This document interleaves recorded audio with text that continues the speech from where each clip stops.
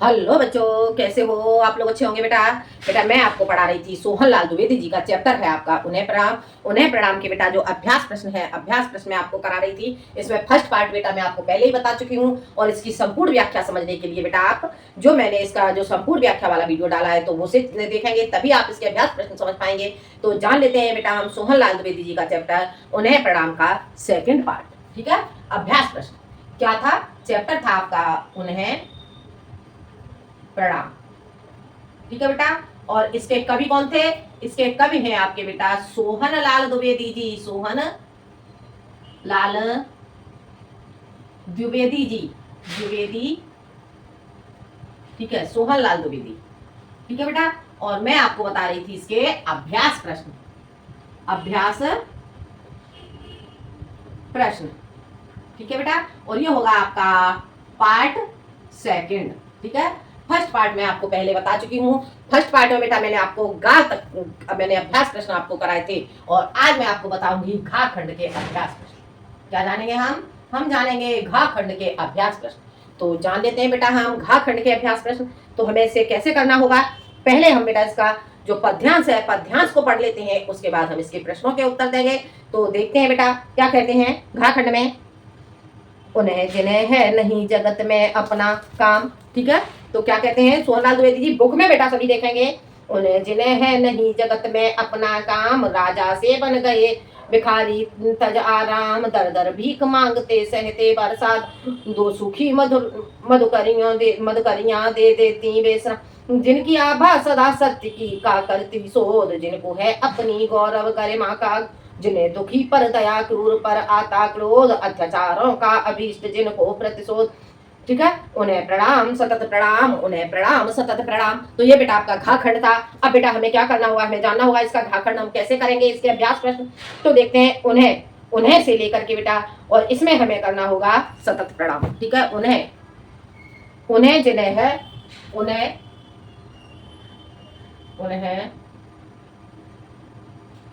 जिन्हें से लेकर के सतत प्रणाम, सतत प्रणाम। ठीक है बेटा, सतत प्रणाम ये हो जाता है आपका।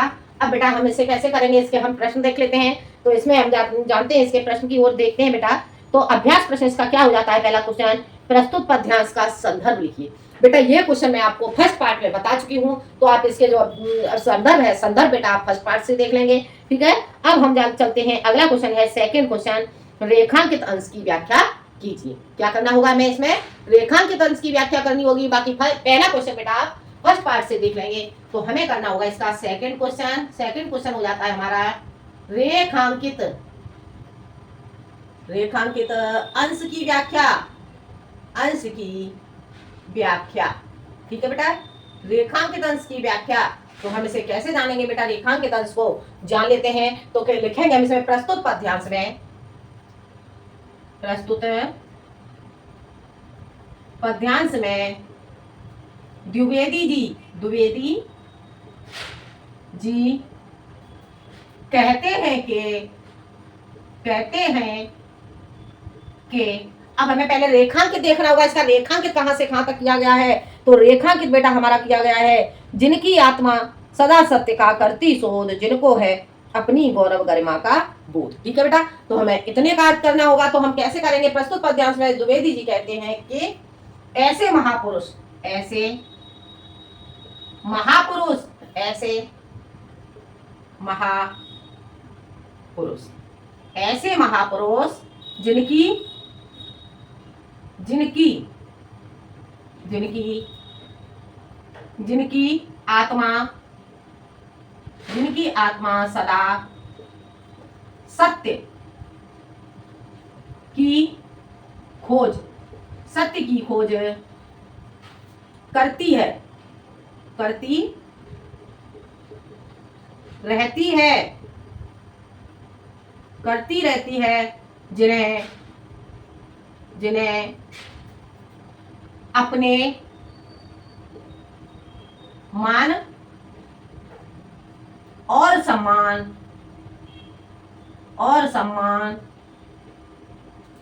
का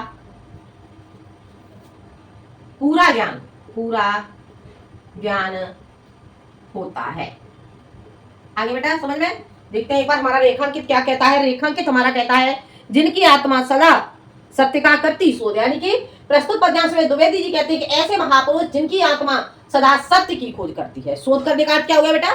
खोज करना, ठीक है। जिनकी आत्मा सदैव सत्य का की खोज करती है, जिनको है अपनी गौरव गरिमा का बोध, और जिन्हें अपने मान और सम्मान का पूरा ज्ञान होता है, ठीक है बेटा। तो ये हो जाता है आपका रेखांकित अंश की व्याख्या। अब हम चलते हैं बेटा अगले क्वेश्चन की ओर। अगला क्वेश्चन हमारा क्या कहता है जान लेते हैं।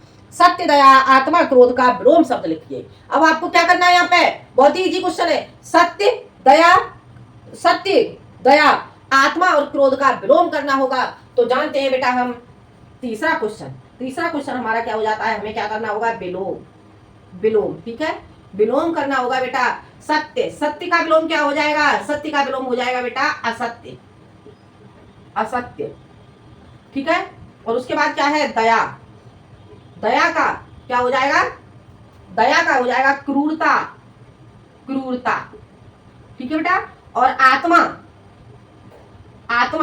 का क्या हो जाएगा विलोम आपका? अनात्मा, ठीक है बेटा। और अगला है आपका, अगला क्या था आपका बेटा? अगला है आपका क्रोध का विलोम। तो क्रोध का विलोम हो जाएगा आपका, क्रोध का या तो आप लिख सकते हो क्षमा या लिख सकते हो अक्रोध, ठीक है बेटा। तो ये आपका विलोम हो जाता है। तो ये क्वेश्चन बेटा आपको समझ में आ गया होगा। तो घा खंड के अभ्यास प्रश्न बेटा आपको समझ में आ गए होंगे। अब हम चलते हैं आगे अंगा खंड की ओर, ठीक है बेटा। तो हम चलते हैं आगे, देखते हैं हम ये क्वेश्चन आप लोग अपनी कॉपी में नोट कर लें। अब हम जानेंगे अंगा खंड हम जानेंगे। तो हम इसे कैसे करेंगे जान लेते हैं बेटा। हम अंगा खंड इसका देखते हैं क्या कहते हैं। अगला क्वेश्चन है आपका अंगा। देखो पहले हम इसके पद्यांश को पढ़ लेते हैं। पद्यांश में द्विवेदी जी क्या कहते हैं? द्विवेदी जी कहते हैं यौवन में ही लिया जिन्होंने है बैराग, यौवन में ही लिया जिन्होंने है बैर, नगर नगर की ग्राम ग्राम की छानी धूल, समझे जिससे कोई जलता अपनी भूल, जिनको रोटी नमक न होता कभी नसीब, जिनको युग ने बना रखा है सदा गरीब, उन भूखों उन मूर्खों को विद्वानों को जो दिन रात जिन्हें जगाने को फेरी देते प्रात, उन्हें प्रणाम सतत प्रणाम, ठीक है बेटा। तो ये हो जाता है। अब इसमें अंगाखंड में आप यौवन में से लेकर के क्या लिखोगे? सतत प्रणाम, ठीक है। उन्हें यौवन में अंगाखंड, अंगा के अभ्यास प्रश्न देखेंगे। यौवन में से लेकर के ये आपका हो जाएगा बेटा, कहां तक हो जाएगा? ये हो जाएगा सतत प्रणाम, ठीक है बेटा। यहां तक ही आपका हो जाता है। अब हमें इसके अभ्यास प्रश्न करने हैं बेटा। तो हम इसके अभ्यास प्रश्न कैसे करेंगे जान लेते हैं। इसमें पहला क्वेश्चन आपका क्या हो जाता है? पहला क्वेश्चन हो जाता है प्रस्तुत कविता का संदर्भ लिखिए। यह क्वेश्चन मैं आपको बता ही चुकी हूँ। प्रस्तुत पद्यांश हमारी पाठ्य पुस्तक हिंदी के काव्य खंड के सोहन लाल द्विवेदी कृत उन्हें प्रणाम शीर्षक से उद्धृत है, ठीक है बेटा। यह मैं आपको क्वेश्चन जो संदर्भ है इसका फर्स्ट पार्ट में बता चुकी हूँ। अब हम देखते हैं अगला क्वेश्चन, रेखांकित अंश की व्याख्या कीजिए। सेकंड क्वेश्चन आपका हो जाता है रेखांकित अंश की व्याख्या, रेखांकित अंश की व्याख्या, ठीक है बेटा। तो जानते हैं बेटा हम रेखांकित अंश की व्याख्या। रेखांकित अंश की व्याख्या में क्या कहते हैं? हमारा रेखांकित कहां से कहां तक किया गया है तो ये जान लेते हैं। यौवन में ही लिया जिन्होंने है बैराग, नगर नगर की ग्राम ग्राम की छानी धूल, समझे जिससे सोई जनता अपनी भूल। ये आपका रेखांकित हो जाता है। हमें रेखांकित करना है तो इसे हम कैसे करेंगे तो जान लेते हैं। प्रस्तुत पद्यांश में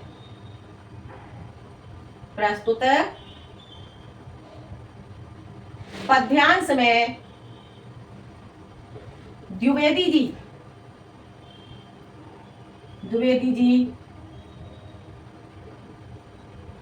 जी कहते हैं कि मैं उन महापुरुषों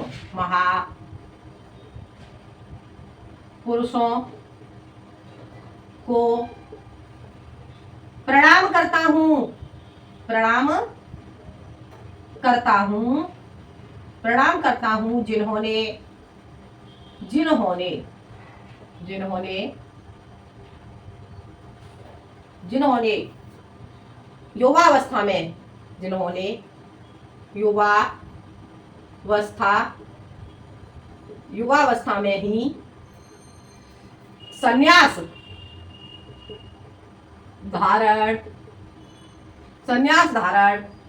कर गांव गांव गांव गांव संन्यास धारण कर गांव गांव नगर नगर गांव गांव नगर नगर में, ठीक है बेटा, क्या कहा गया है, गांव गांव नगर नगर में की छानी हुई, ठीक है।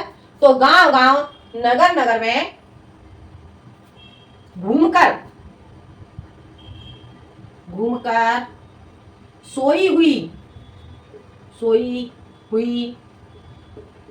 जनता को जागृत करने के लिए जागृत करने का महान कार्य किया, ठीक है। महान कार्य, सोई हुई जनता को जागृत करने का महान कार्य किया, ठीक है। तो एक बार फिर से देख लेते हैं, क्या कहते हैं, सोई हुई, समझे जिससे सोई जनता अपनी भूल, जिससे जिसके कारण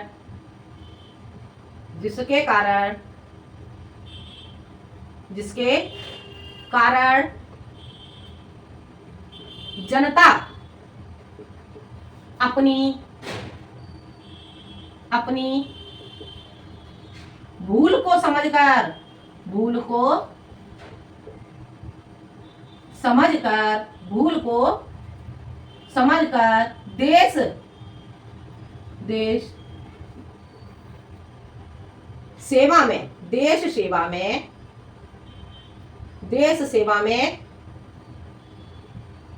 देश सेवा में तत्पर हो जाए, ठीक है, या ऐसे लिख दो, जुट जाए, ठीक है बेटा। आगे समझे। प्रस्तुत पद्यांश में द्विवेदी जी कहते हैं कि उन महापुरुषों को प्रणाम करता हूँ जिन्होंने युवावस्था में ही संन्यास धारण कर गांव गांव नगर नगर में घूमकर सोई ही जनता को जागृत करने का महान कार्य किया, जिनके कारण जनता अपनी भूल को समझकर देश सेवा में जुट जाए, ठीक है बेटा। तो यह हो जाता है आपका रेखांकित अंश की व्याख्या। अब हम चलते हैं बेटा अगले क्वेश्चन की ओर। अगला क्वेश्चन हमारा क्या होता है जान लेते हैं। जनता को जगाने के लिए किस प्रकार के लोग नगर और गांव की धूल छान मारी। जनता को जगाने के लिए किस प्रकार के लोगों ने गांव और नगर की धूल छान मारी, ठीक है बेटा। तो अगला क्वेश्चन आपका हो जाता है, जनता को जगाने के लिए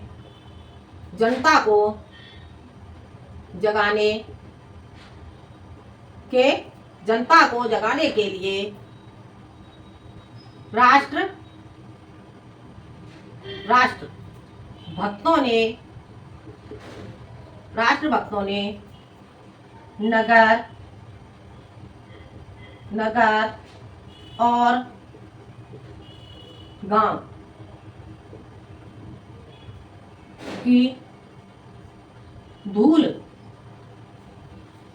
छान मारी, ठीक है बेटा। जनता को जगाने के लिए राष्ट्रभक्तों ने या फिर देश के महान पुरुषों ने नगर और गांव की धूल छान मारी, ठीक है बेटा। आगे समझे। तो ये हो जाता है आपका अगला खंड का थर्ड क्वेश्चन। तो ये बेटा जो इसके अभ्यास प्रश्न है आपको समझ में आ गए होंगे। अब हम चलते हैं अगले पदखंड की ओर, ठीक है। तो ये जान लेते हैं बेटा हम अगला पदखंड बेटा आपका क्या हो जाता है, देखते हैं बेटा हम अगले पदखंड में क्या कहते हैं सोहनलाल द्विवेदी जी, समझ लेते हैं बेटा हम अगला पदखंड चाखंड, ठीक है। चाखंड में क्या कहते हैं, पहले हम चाखंड को पढ़ लेते हैं। क्या कहते हैं, जंजीरों में कसे हुए सीकचों के पार, जंजीरों में कसे हुए सीकचों के पार, जन्मभूमि जननी की करते जय जय का, सही कठिन हथकड़ियों की बेतों की मार, आजादी की कभी न छोड़ी टेक पुकार, स्वार्थ लोभ यस कभी सका है जिन्हें न जीत, जो अपनी धुन के मत वाले मन के मीत, ढाने को साम्राज्यवाद की दृढ़ दीवार, बार बार बलिदान चढ़े प्राणों को और बंद सिंह चौके में जो है अपने सरनाम, उन्हें प्रणाम सतत प्रणाम, उन्हें प्रणाम सतत प्रणाम। ठीक है बेटा, ये हमें करना होगा। इसमें बेटा आपका जो पहला क्वेश्चन हो जाता है, प्रस्तुत कविता का संदर्भ लिखिए, तो ये क्वेश्चन बेटा आप लोग कर ही लेंगे। और अगला क्वेश्चन हो जाता है आपका रेखांकित अंश की व्याख्या। ठीक है, तो मैं अगला क्वेश्चन आपको समझाऊंगी। रेखांकित अंश की व्याख्या जंजीरों में से लेकर के सतत प्रणाम, जंजीरों में, चाखंड,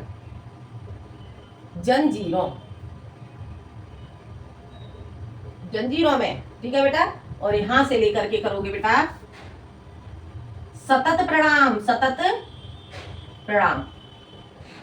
ठीक है बेटा, यहां से आप करोगे। अब इसमें बेटा हम जो सेकंड क्वेश्चन है आपका, रेखांकित अंश की व्याख्या, रेखांकित अंश, रेखांकित अंश की व्याख्या, अंश की व्याख्या। ठीक है बेटा, रेखांकित अंश की व्याख्या करनी होगी बेटा। तो हम कैसे करेंगे इसका रेखांकित अंश जान लेते हैं बेटा। तो प्रश्न देखते हैं हम, रेखांकित अंश हमारा कहां से कहां तक किया गया है। स्वार्थ लोभ यस कभी सका है जिन्हें न जीत, जो अपनी धुन के मत वाले मन के मीत, मन के मित्र हैं, जो अपनी धुन के मत वाले हैं और कैसे अपने मन के मित्र हैं, किसी की सुनना नहीं है। ठीक है बेटा, तो हम इसकी रेखांकित अंश की व्याख्या कैसे करेंगे। तो प्रस्तुत पद्यांश में, प्रस्तुत पद्यांश में बेटा सबसे पहले आप जो संपूर्ण व्याख्या वाली वीडियो है वो जरूर देखें, तभी आप ये समझ पाएंगे। ठीक है, तो प्रस्तुत पद्यांश में द्विवेदी जी कहते हैं कि देश के महापुरुषों, देश के महापुरुषों ने कभी अपना स्वार्थ लोभ और यश, लोभ और क्या, यश नहीं देखा। ठीक है, नहीं देखा। ये देश हित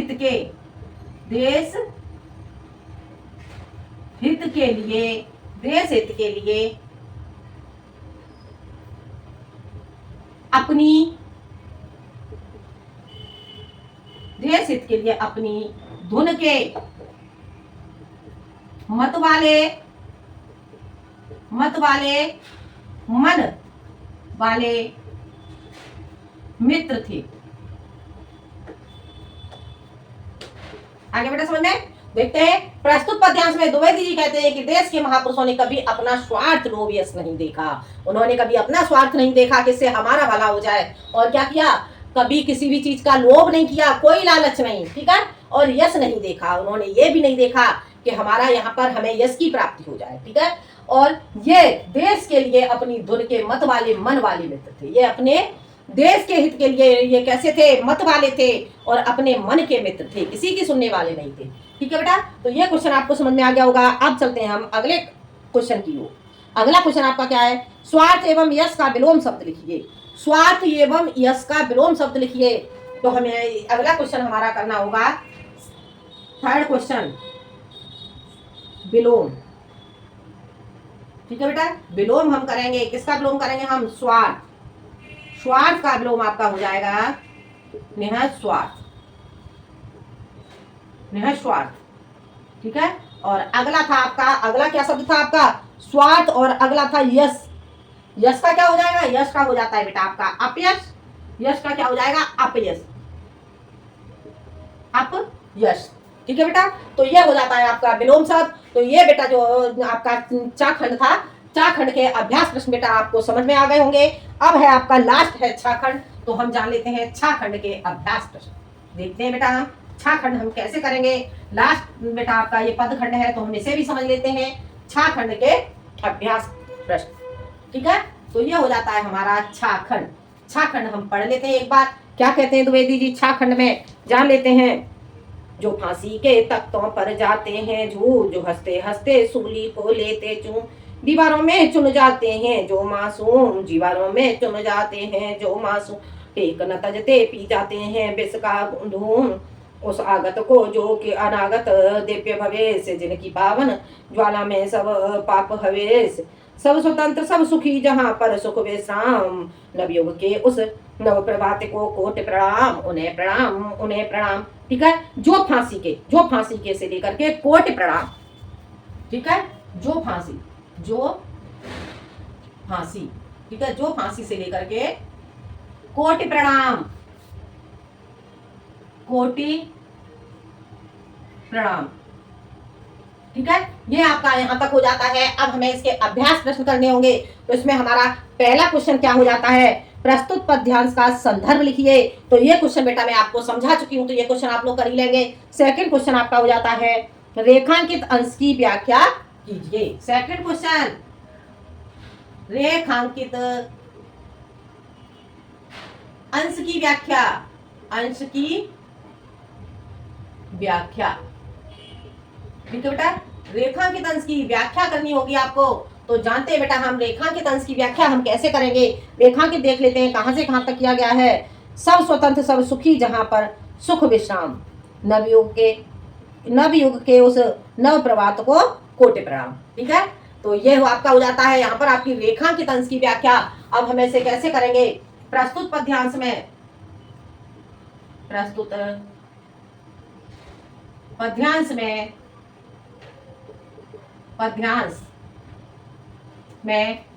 द्विवेदी जी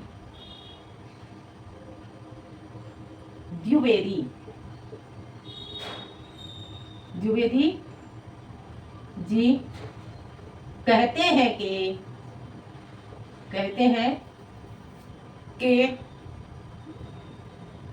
महान देशभक्तों, कहते हैं कि उन महान देशभक्तों को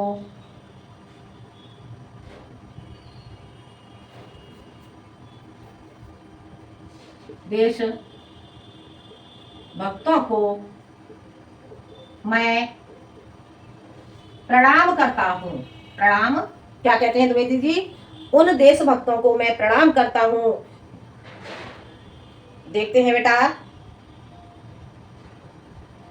ठीक है, द्विवेदी जी कहते हैं कि मैं उन देशभक्तों को प्रणाम अर्पित करता हूं,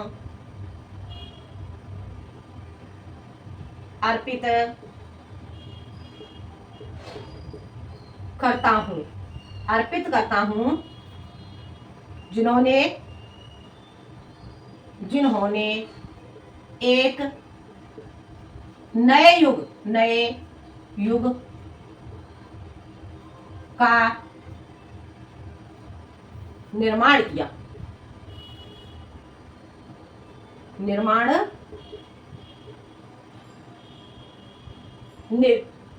जिन्होंने, यहां पर लिखेंगे बेटा जो एक नए युग का निर्माण करेंगे, ऐसे लिखेंगे, जो एक नए युग का निर्माण करेंगे जहां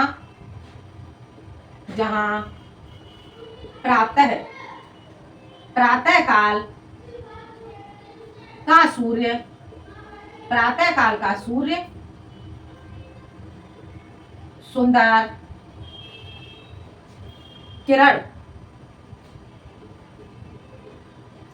किरण लेकर आएगा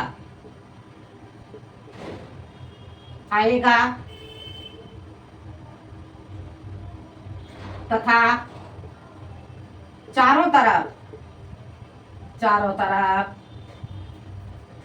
मंगल होगा, सभी सुखी व स्वतंत्र होंगे।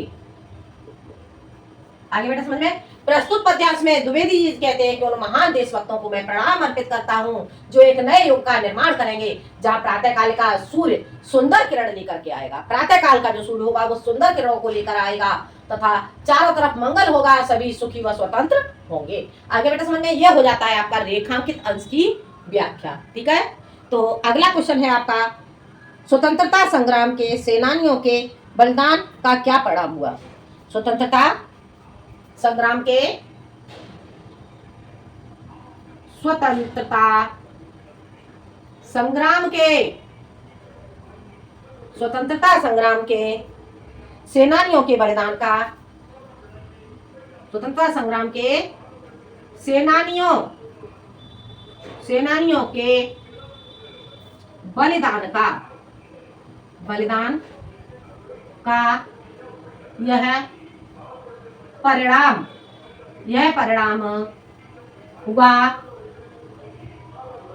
यह परिणाम हुआ कि लोगों का कल्याण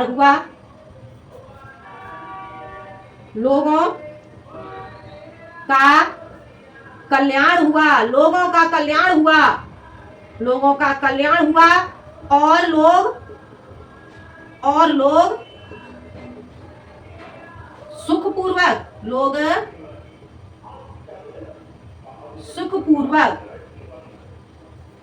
रहने लगे। आगे बेटा समझ में, स्वतंत्रता संग्राम के सेनानियों के बलिदान का यह परिणाम हुआ कि लोगों का कल्याण हुआ और लोग सुखपूर्वक रहने लगे। आगे समझ में, तो ये था बेटा आपका सोहनलाल द्विवेदी जी का चैप्टर उन्हें प्रणाम के अभ्यास प्रश्न। बेटा ये अभ्यास प्रश्न आपको समझ में आ गए होंगे। इस चैप्टर के बेटा अभ्यास प्रश्न मैंने आपको 2 पार्ट में बताए। ठीक है बेटा, तो ये बेटा दोनों पार्ट बेटा आपको समझ में आ गए होंगे। बाकी बेटा मैं अगले वीडियो में मैं आपको बताऊंगी अगले चैप्टर के अभ्यास प्रश्न। ठीक है बेटा, वीडियो पसंद आए तो लाइक करें, शेयर करें और सब्सक्राइब करें। बेटा आप ज्यादा से ज्यादा शेयर करें और आप कमेंट में जरूर बताएं कि ये अभ्यास प्रश्न आपको कैसे लगे, तभी मैं आपको आगे के अभ्यास प्रश्न भी बताऊंगी। तो जानते हैं बेटा, मिलते हैं बेटा हम अगले वीडियो में नए टॉपिक के साथ। जब तक के लिए धन्यवाद।